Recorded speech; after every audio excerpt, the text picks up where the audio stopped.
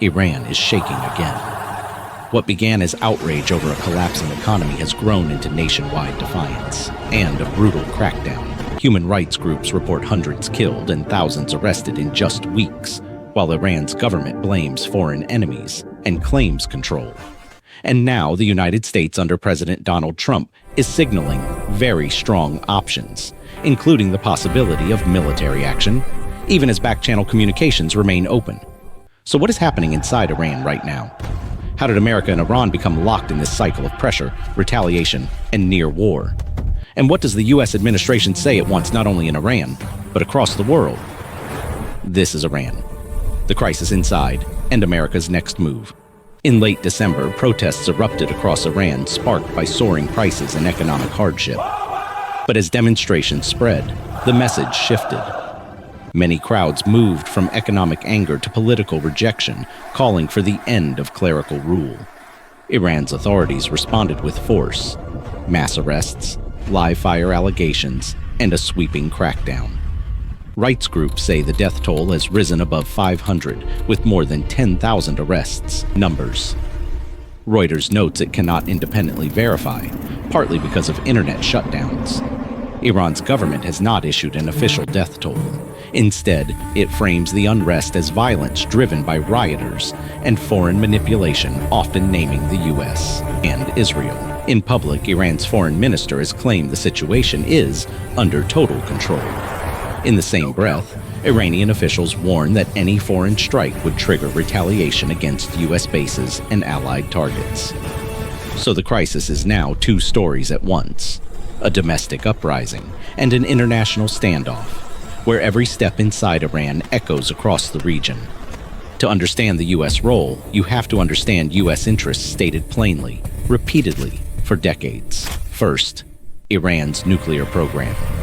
Washington's priority has long been preventing Iran from obtaining a nuclear weapon, using diplomacy, sanctions, inspections, and sometimes force threats. Second, regional security. Iran backs armed partners and proxy forces across the Middle East. The U.S. has spent years trying to contain that influence, especially where it threatens U.S. troops, allies, or shipping. Third, global energy and trade routes. Even when America produces more of its own energy, shocks around the Persian Gulf can spike prices and disrupt markets worldwide. And fourth, credibility. For any U.S. administration, allowing a rival power to escalate unchecked can be seen as inviting more challenges by Iran and by other adversaries watching closely. That's the strategic logic. But strategy changes with presidents and with politics. The U.S.-Iran relationship didn't become hostile overnight.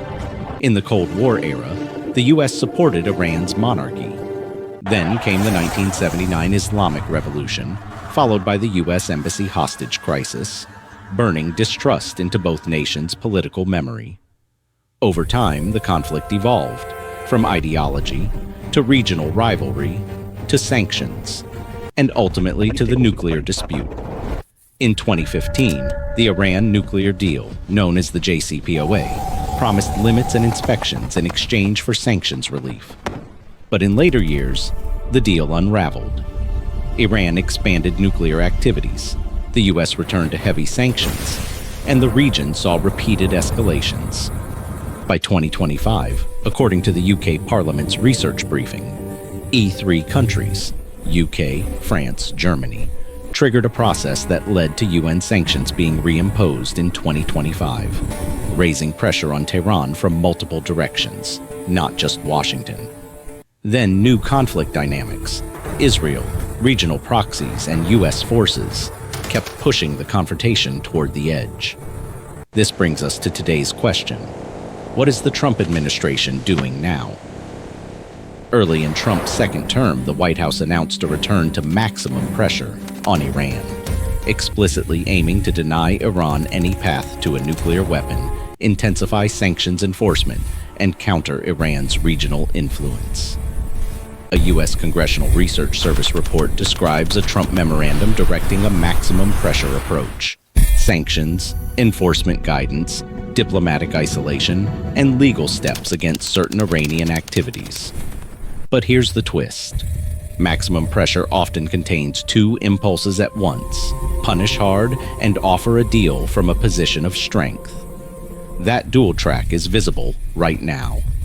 Reuters reports that Trump has publicly suggested the U.S. might meet Iranian officials, while also weighing options including military action, during a moment when Iran is cracking down internally and warning against foreign intervention. Iran, for its part, says a communication channel with U.S. officials is open, while warning that any attack would make U.S. bases and ships legitimate targets. So the policy is pressure plus uncertainty, and uncertainty is a strategy of its own. When people ask, what does America want around the world? The most useful answer is, it depends on the doctrine of the administration in power. In late 2025, the Trump administration released a new national security strategy emphasizing a foreign policy focused on what it calls core national interests, with strong themes of sovereignty, border enforcement, economic security, and burden sharing with allies. At the same time, news reporting in early 2026 describes an administration pushing major shifts, including withdrawing from dozens of international organizations as part of an America First approach, according to the Financial Times. And on hard power, the Associated Press reports Trump proposed a major defense spending increase framed as preparation for dangerous times. So in this worldview, the U.S. seeks to reduce commitments it sees as costly or symbolic, shift burdens onto allies, use economic leverage like tariffs and sanctions aggressively, and keep military options credible, even when diplomacy is still on the table. Iran fits this model perfectly: a target for pressure, a potential negotiating partner, and a test of deterrence. From here, the Iran crisis could move into one of three directions. Path 1. A negotiated channel opens. Quiet talks expand. Iran seeks relief. The U.S. demands nuclear constraints and regional limits. The public rhetoric stays hot, but diplomacy does the real work. Path 2. Iran's crackdown deepens, and the world responds with isolation. More arrests, harsher sentencing, wider internet controls, and a steady tightening of sanctions and diplomatic pressure. Path 3. Escalation. A miscalculation, a strike, a retaliatory attack, a widening conflict that pulls in U.S. bases, allies, shipping routes, and proxy forces. Right now, all three paths are possible because the crisis is not only about geopolitics. It's about millions of lives inside Iran, living through economic pain and political fear, and refusing to be silent. Iran's crisis is not a single event. It's the collision of history and the present, a society demanding change, a state fighting to survive, and a superpower deciding how far pressure should go. The next chapter will be shaped by what happens on Iran's streets, and what happens in closed rooms where messages move quietly between enemies who still know how to talk.